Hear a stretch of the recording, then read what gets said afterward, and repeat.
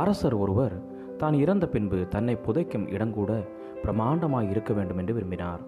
அதற்காக மிக சிறந்த கட்டடக்கலை வல்லுநர்களை கொண்டு சிற்பக்கலையுடன் மிக அழகிய கல்லறை ஒன்றை கட்டினார். அதன் அழகையும் பிரமாண்டத்தையும் கண்டு பூரித்து போனார்.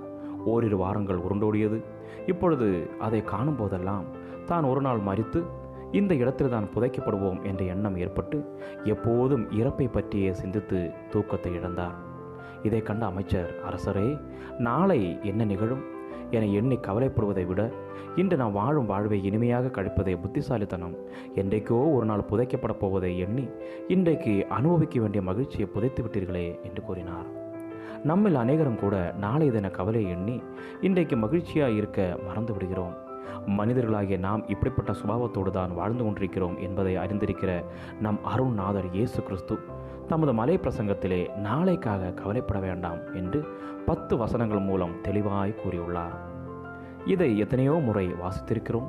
கிளிப்பிள்ளையை போல மனப்பாடமாகவும் சொல்லிவிடுகிறோம். ஆனாலும் நாம் ஏதாவது ஒரு காரியத்தை தேடி கண்டுபிடித்து அதற்காக கவலைப்படுகிறோம். கவலைப்படுவதென்பது நம்முடைய இயற்கையாக மாறிவிட்டது, நம்முடைய சுபாவமாகவும் மாறிவிட்டது.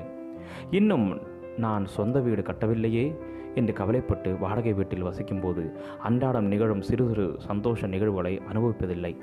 இன்னும் 3 ஆண்டுகளில் என் மகனுக்கு திருமணம் செய்ய வேண்டும் என்ற கவலையில் மகள் தங்களோடு இருக்கும் நாட்களில் அவளோடு நேரம் செலவிட்டு ஐக்கியம் கொண்டு நண்பர்களைப் போல பழகும் மகிழ்ச்சியான தருணங்களை இழந்து விடுகிறோம்.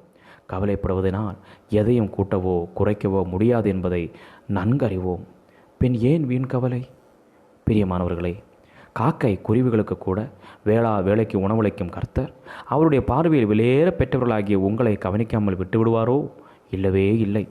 ஆகவே இந்த புதிய வருடத்தை குறித்த காரியங்களை, பாரங்களை கர்த்தர் மேல் வைத்துவிட்டு இன்றைக்கு தேவன் நம் அனுபவிக்கும்படி கொடுத்துள்ளவற்றில் மகிழ்ச்சியாக இருப்போம். அதற்குமே நம் ஒவ்வொருவருக்கும் கிருபை செய்வாராக. ஆமேன், ஆமேன். God bless you all.